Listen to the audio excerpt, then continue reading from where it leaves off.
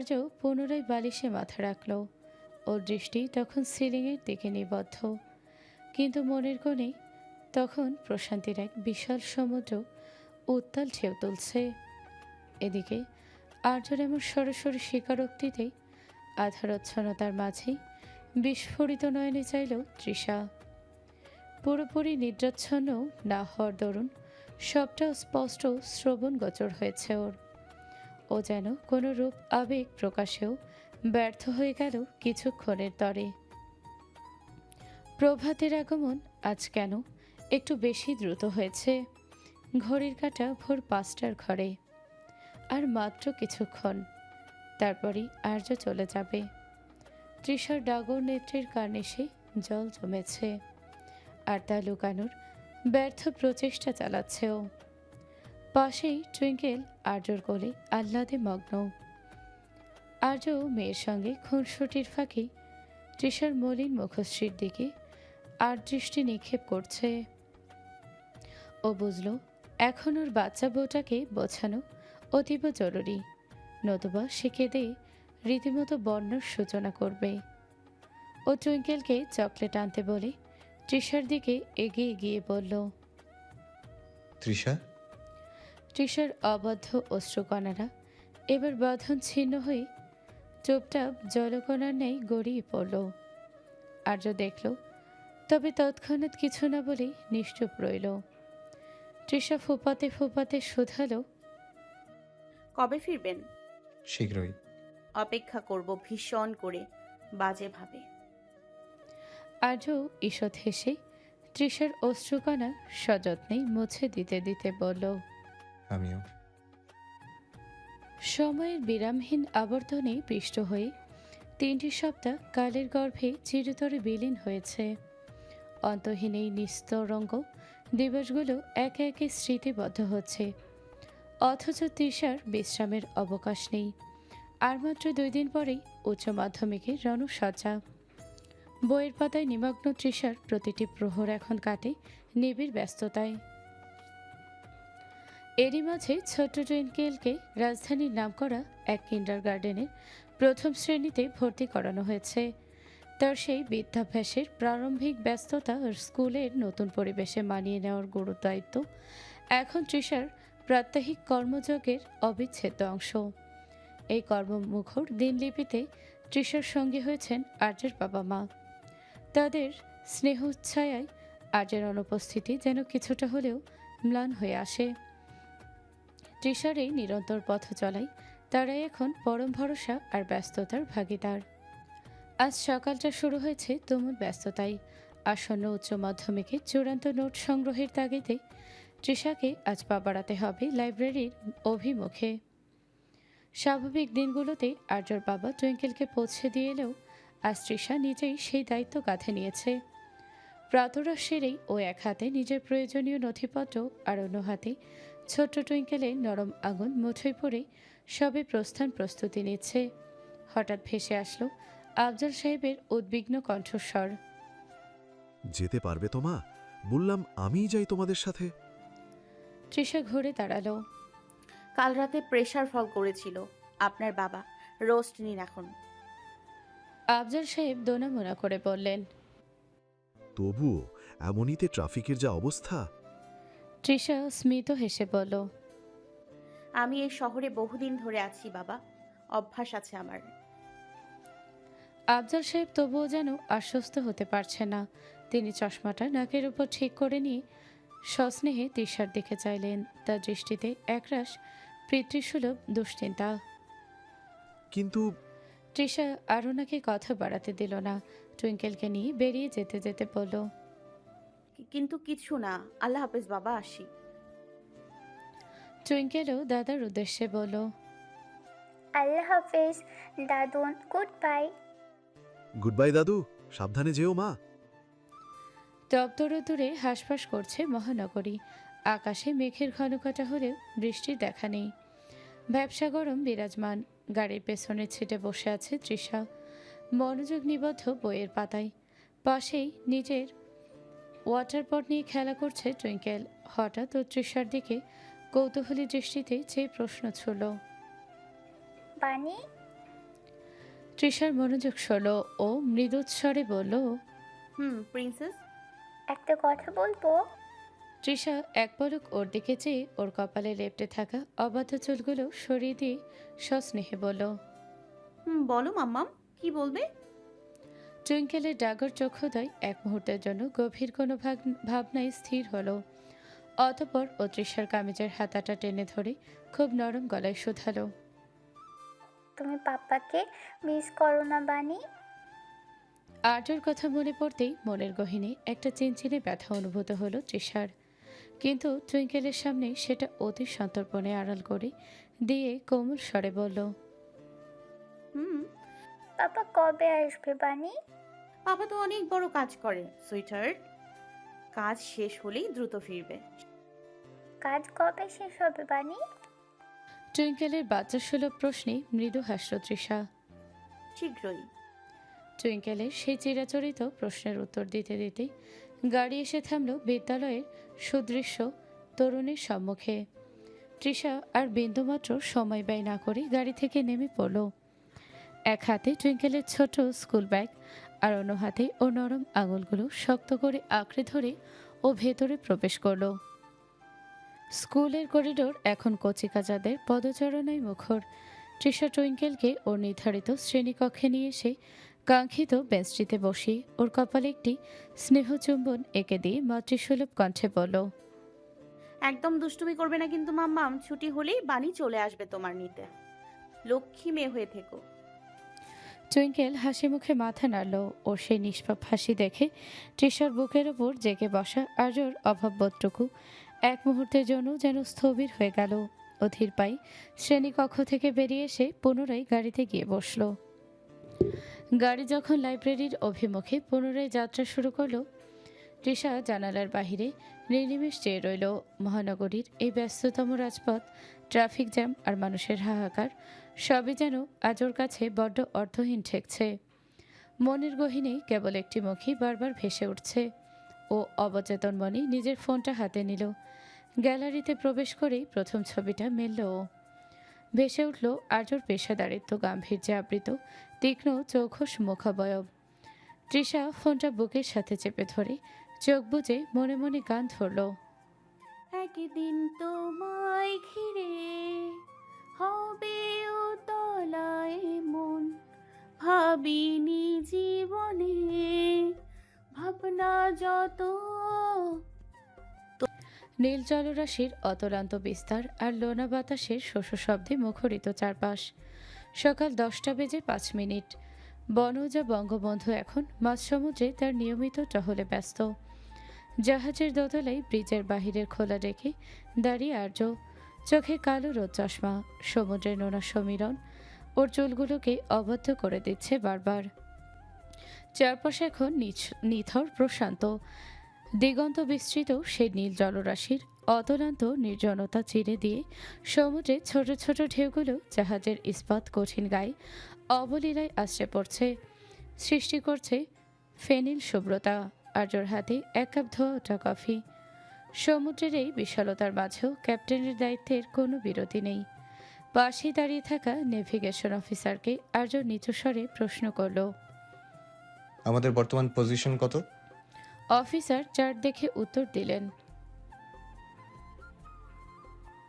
আর্য একটা তৃপ্তির নিঃশ্বাস ফেলল। সে এক পলক ব্রিজের ভেতরে তাকিয়ে দেখল সবাই নিজ নিজ কাজে নিমগ্ন।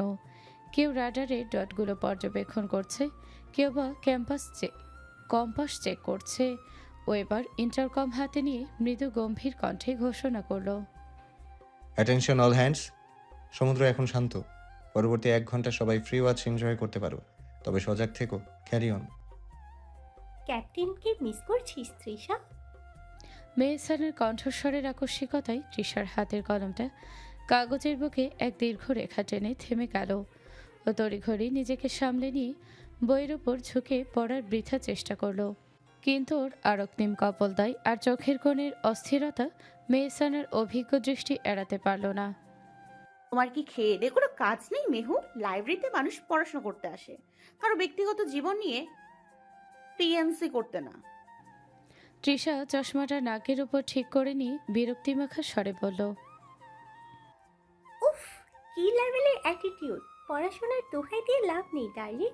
আমি গত 10 মিনিট ধরে নোটিস করছি তুই বইয়ের একই পাতা উল্টে পাল্টে যাচ্ছিস।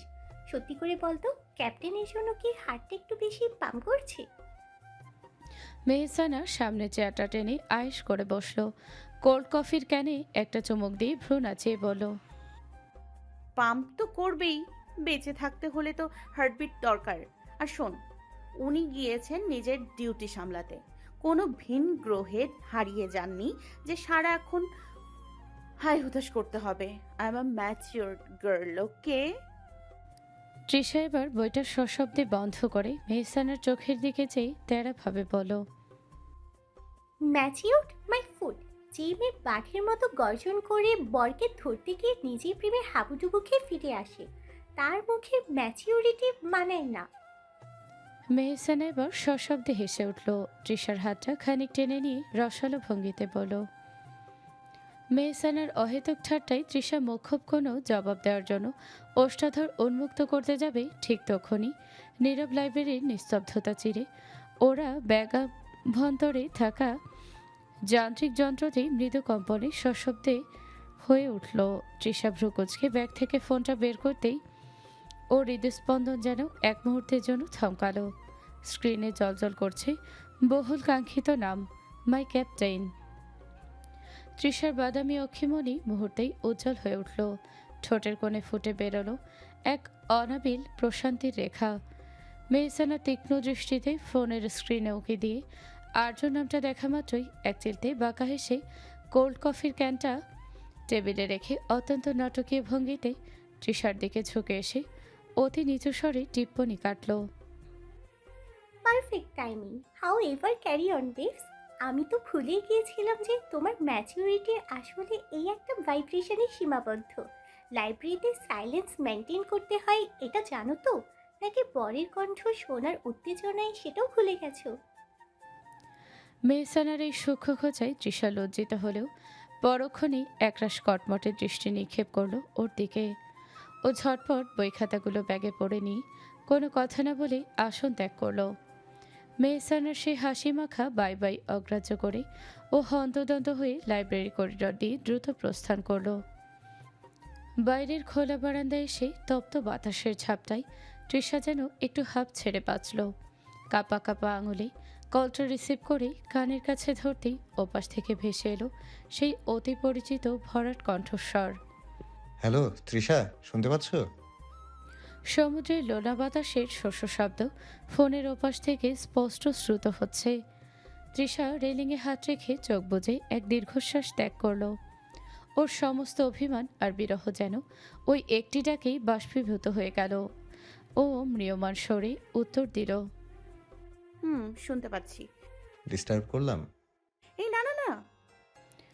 তড়িৎ বেগে কথাটা বলে জিভ কাটল তৃষা। ইস, নির্লজ্জতা করে ফেলল তো।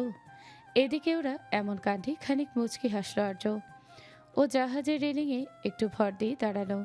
সমুদ্রের নীল জলরাশির দিকে তাকিয়ে ও অতি মৃদু স্বরে বলল, বাহ, ম্যাম তো বেশ রেডি ছিলেন দেখছি। তা পড়ালেখার কি খবর? আর মাত্র 2 দিন বাকি। সিলেবাসে নাকি আপনার নার্ভের কার অবস্থা বেশি শোচনীয়? তৃষা চুলে আঙুল জড়িয়ে একটু গম্ভীর হওয়ার ভান করে বলল, সিলেবাস তো শেষ, কিন্তু আমার নার্ভের অবস্থা এখন আর্জ এহসানের রাডারের মতো। সিগন্যাল ধরতে গিয়ে বারবার ব্ল্যাঙ্ক হয়ে যাচ্ছে। ভীষণ টেনশন হচ্ছে ক্যাপ্টেন। আর্যর কণ্ঠস্বর এবার বড্ড গভীর হলো। ওর দায়িত্বশীল স্বামীর মতো বুঝিয়ে শান্ত স্বরে বলল, রিল্যাক্স তৃষা। শোনো, পরীক্ষার হলটা মাঝ সমুদ্রের ঝড়ের মতো। তুমি যদি ভয় পাও তবে ঢেউ তোমাকে ডুবিয়ে দেবে, আর যদি শান্ত থাকো তবে তুমি হবে জয়ী। তুমি যথেষ্ট পরিশ্রম করেছো, এখন শুধু নিজের উপর বিশ্বাস করো। আন্ডারস্ট্যান্ড? তৃষা এক মুহূর্ত নীরব থেকে ভীষণ আদরে গলায় বলল, কিন্তু আপনি পাশে থাকলে হয়তো কনফিডেন্সটা একটু বেশি থাকতো। আর্যর চোখে এক পলক বিষণ্ণতা খেলে গেলেও ও সেটা কণ্ঠে প্রকাশ পেতে দিল না। ও বেশ যত্নবান ভঙ্গিতে বলল, আমি ফিরবো তৃষা, খুব শীঘ্রই। আর শোনো, পরীক্ষার এই কদিন রাত জাগা একদম বারণ। ঠিকঠাক খাওয়া দাওয়া করছো তো? আর কাল রাতে খাওনি কেন? এসব অনিয়ম কিন্তু আর চলবে না। তৃষা ফিক করে হেসে ফেলল। লোকটা দূর থেকেও কিভাবে সব খবর রাখে কে জানে। ও রেলিংয়ে মাথা ঠেকিয়ে বলল, সব খবরই তো রাখেন, এমনভাবে বলছেন মনে হচ্ছে অনিয়ম ভঙ্গ করতে আপনি জাহাজ থেকে এক্ষুনি ছুটে আসবেন। আর্য নিচু স্বরে হাসল। আসতে পারলে মন্দ হতো না। থাক থাক, আর ঢং করতে হবে না, আসতে তো পারবেন না। কি বলতে চাইছো? চলে আসবো? তৃষা প্রত্যুত্তরে এবার কিছুই বলল না। আর্য আনমনে এক ঝলক হেসে পরক্ষণে বলল, শুনেন ম্যাডাম, কালকের দিনটা শুধু রিভিশন দেবেন, আর পরশু সকালে নামাজের পর আরেকবার চোখ খুলালেই যথেষ্ট। চিন্তার কোনো কারণ নেই। আর দুশ্চিন্তায় চোখের নিচে কালি বসানোর তো মানেই হয় না। আমি ইনশাআল্লাহ পরীক্ষার শেষে কল করব। তুমি শুধু নিজের সেরাটা দিও, বাকিটা আমি দেখে নেব। তৃষা রেলিংয়ে আঙুল ঘষতে ঘষতে বেশ নরম গলায় বলল, বুঝলাম। শুধু বুঝলেই হবে না, মেনে চলতে হবে। হুম, আচ্ছা। আর্য ছোটের কোণে এক চিলতে প্রশান্তির হাসি ফুটে উঠল। ও কিছু একটা বলতে যাবে, ঠিক তখনই পেছন থেকে এক অফিসারের উচ্চ কণ্ঠ ভেসে এলো।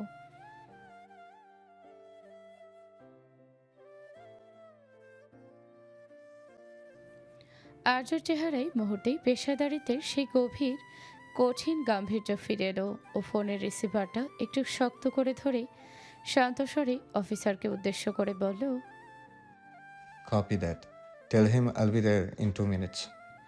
অফিসার স্যালুট দিয়ে প্রস্থান করতেই আর্য পুনরায় তৃষার দিকে মনোযোগ দিল। দ্রুতলয়ে বলল, সরি তৃষা, ডিউটি কলস। আমাকে এখন যেতেই হচ্ছে। I have to attend the admiral. তুমি মন দিয়ে পড়াশোনা করো, নিজের উপর ভরসা রেখো, ইউ উইল শাইন। আর শোনো, don't let anything distract you from your goal. Take care of yourself my dear. Good luck for the exam. Trisha কিছু বলার আগেই আর্যর ওপাশ থেকে যান্ত্রিক কিছু শব্দ ভেসে এলো। আর্য শেষবার অতি সংক্ষেপে কিন্তু গভীর মমতায় বলল, যেতে হচ্ছে, আল্লাহ হাফিজ। কলটা কেটে যেতেই তৃষা স্তব্ধ হয়ে ফোনের স্ক্রিনের দিকে তাকিয়ে রইল। মানুষটার জীবনটা ঠিক কতটা ঘড়ির কাঁটায় বাঁধা, তাও আজ আবারও নতুন করে উপলব্ধি করল। একদিকে দেশ আর কর্তব্যের আহ্বান, অন্যদিকে এক চিলতে ব্যক্তিগত আবেগ। তৃষা ফোনটা ব্যাগে রাখতে রাখতে একটা লম্বা শ্বাস নিল। পুনরায় হাত ঘড়ির কাঁটায় তাকিয়ে দেখল 12:30। টুইঙ্কেলের ছুটির সময় হয়েছে। ও আর কালক্ষেপণ না করে দ্রুত সিঁড়ি ভেঙে নিচের দিকে নেমে গেল। লাইব্রেরির গাম্ভীর্যপূর্ণ স্তব্ধতা কাটিয়ে মেহসানা বাইরে বেরোলো। বিকেলের রোদের আকাশটা কিঞ্চিত ম্লান হতে শুরু করেছে। গেটের কাছে ওর দেখা হয়ে গেল ডক্টর ফারহানের সাথে। ওর পুরনো পরিচিত হওয়ার বেশ কিছুক্ষণ হাসি মুখে কুশল বিনিময় আর পুরনো স্মৃতির রোমন্থন শেষে ফারহানা বিদায় নিল। মেহসানোর প্রস্থান পথের দিকে তাকিয়ে এক চিলতে হাসল, কিন্তু পরক্ষণেই ও নজর কাড়ল গেটের ঠিক পাশে পার্ক করা একটি গাড়ির দিকে। গাড়িটার গায়ে বেশ আয়েশ করে হেলান দিয়ে দাঁড়িয়ে আছে আদ্রিয়ান। চোখে সানগ্লাস, 2 হাত পকেটে গুজে ও এমনভাবে তাকিয়ে আছে যেন কোনো এক গভীর রহস্য উদ্ঘাটনে ব্যস্ত। মেহসানা অবাক হয়ে ওর দিকে এগিয়ে গেল, ভ্রুকুচকে কিঞ্চিত বিস্ময় নিয়ে শুধালো, আরে, আপনি এখানে কি করছেন? আদ্রিয়ান সানগ্লাসটা নামিয়ে কপালের উপর তুলল। ফারহানা যে রাস্তা দিয়ে চলে গিয়েছে সেদিকে একবার তার ছেলে দৃষ্টি হেনে নির্লিপ্ত গলায় বলল, রাস্তার ধারটা কি আপনার পৈতৃক সম্পত্তি মিস সাউন্ডবক্স? আমি দাঁড়িয়ে আছি কারণ আমার ইচ্ছে হয়েছে। তবে কথা সেটা নয়, কথা হলো ওই যে একটু আগে আপনার সাথে দাঁত কেলিয়ে কথা বলছিল ওই ছেলেটাকে। আদ্রিয়ানের গলায় ঈর্ষার কিঞ্চিত আভাস পেয়ে মেহসানের মনে দুষ্টুমি বুদ্ধি খেলে গেল। ও নিজের ওড়নাটা কাঁধের উপর টেনে নিয়ে একটু ভাব ধরে বলল, কেন বলুন তো, চিনে রাখবেন নাকি? ও হচ্ছে ডক্টর ফারহান, আর খুব শীঘ্রই ও আমার ফিয়ন্সে হতে যাচ্ছে। কেন, পছন্দ হয়েছে আপনার? মেহসানের মুখে ফিয়ন্সের শব্দটা শুনে আদ্রিয়ানের জল এক মুহূর্তের জন্য শক্ত হয়ে গেল। ও সোজা হয়ে দাঁড়িয়ে মেহসানার খুব কাছে এসে থমকালো। ওর কণ্ঠস্বর এবার বড্ড গম্ভীর শোনালো, ফিয়ন্সে? সিরিয়াসলি? আপনার মতো সাউন্ড বক্সেরও ফিয়ন্সে? মেহসানা মুখ বাঁকিয়ে কিছু বলতে যাবে, তার আগে আজেন এবার এক পা পিছিয়ে গিয়ে গাড়ির ডোর খুলে বসার উপক্রম করে বলল, ফিয়ন্সে বানানোর আগে একটু খোঁজখবর নেবেন লোকটার দাঁতগুলো সব আসল কিনা। যা হাসছিল আমার তো ডাউট হচ্ছে। বলেই আজেন গাড়িতে স্টার্ট দিল। মেহসানা ওর যাওয়ার পথের দিকে তাকিয়ে মুখ টিপে হাসল।